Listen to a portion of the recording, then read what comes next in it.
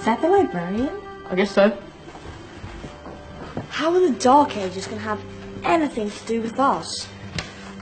Excuse me. Sorry to bother you. What do you want? We need to find out what impact the Dark Ages had on the modern world. Never was a period of history so poorly named. Don't touch. It's priceless. And I suppose someone's been filling your head with the usual nonsense, eh? 1,000 wasted years. A black hole in history, am I right? Yeah, sort of. You see, it's always the same. You assume it was all mud, disease, death and destruction, with marauding mobs of barbarians ripping down the good of former civilizations, burning and plundering as they went. Nothing of any worth invented either, eh? Oh, no, no, no. No, no, no. Go on, be off here. Sorry to bother you. Come on, it's probably not worth it. Everyone knows that the Greeks and Romans invented everything anyway. Oh, did they now? And you're sure about that, are you? You know, I might just have something for you.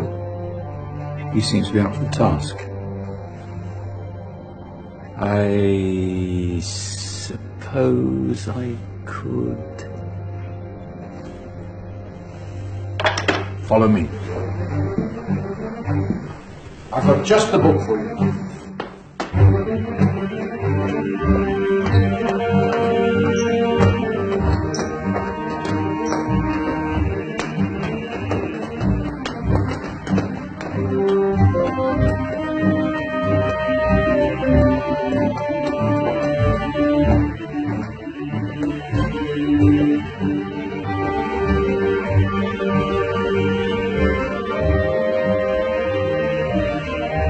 Where are we going? I don't know. Ask him.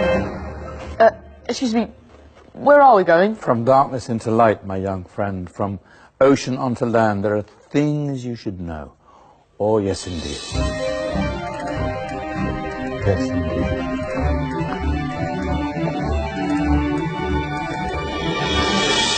Now, I know I left it round here somewhere.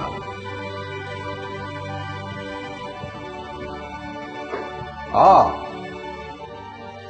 here it is. Now, take a look. If you dare.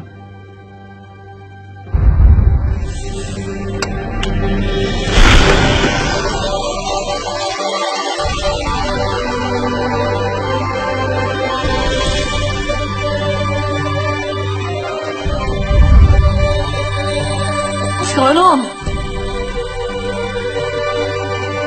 Welcome to the Dark Ages, or as it should be known, the Golden Ages. Who are you? I am Al-Jazari, engineer and ingenious inventor. I thought you said this was the Dark Ages. It doesn't look very... dark. That's because it's all a matter of perspective, my soon-to-be illuminated friend.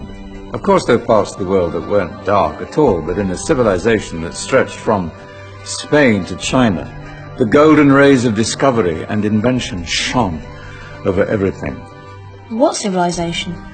The Muslim civilization, my young friend. Through scholars and scientists of various faiths, some of the most important discoveries known to man were made at this time. Discoveries that drew on knowledge of the ancients, but have more connections with your modern world than you could possibly ever imagine. Like what? Well, all sorts of things. I've got to get a picture of this. I knew it was a good idea. Who are you? Allow me to introduce Ibn al-Haytham, a great scientist whose ideas led to the invention of the camera. You invented the camera. I laid the foundations for modern cameras by explaining how our eyes work.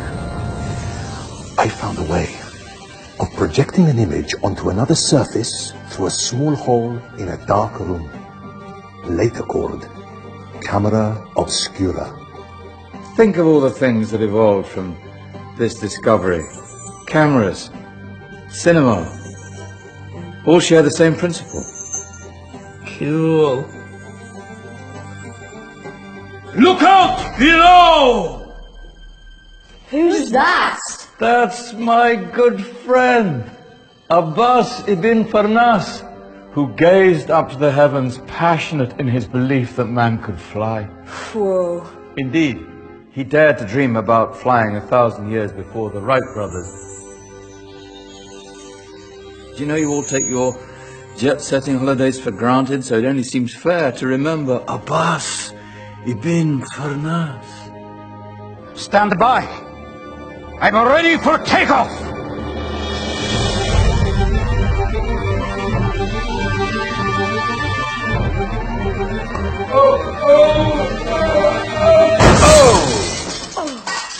You did forget one thing, though.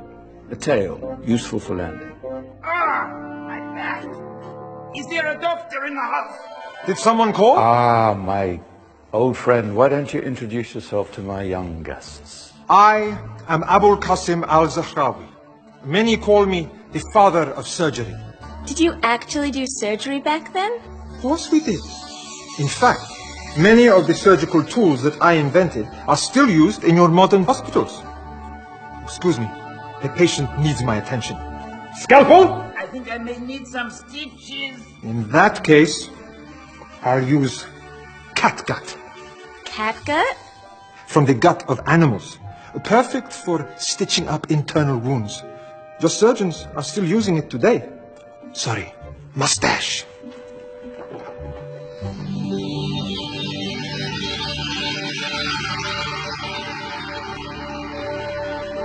Who's she? That's Maryam al-Astrolabi, one of the many brilliant women of her time. She made sophisticated astrolabes. Astro what? Astrolabes. They show the sky and the stars on a small flat plate you can hold in your hand. Think of them as ancient calculating or timekeeping devices. Today you have your watch, your compass, satellite navigation, helping people and explorers travel the world.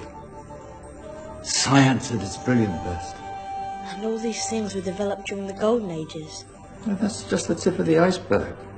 There were thousands of other inventions covering all areas of life, and in the years that followed, their influence spread across the whole of medieval Europe. So you see, it wasn't so dark after all. What about you? Me? What did you invent?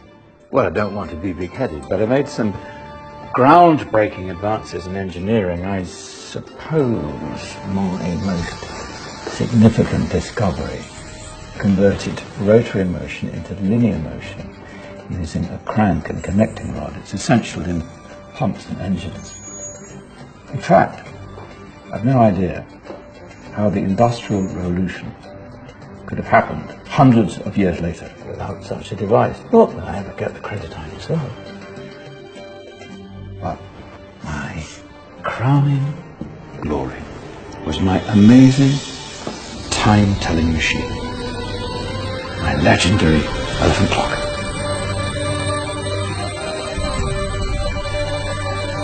It's a clock. Yes. Dozens of components collected from different cultures around the world.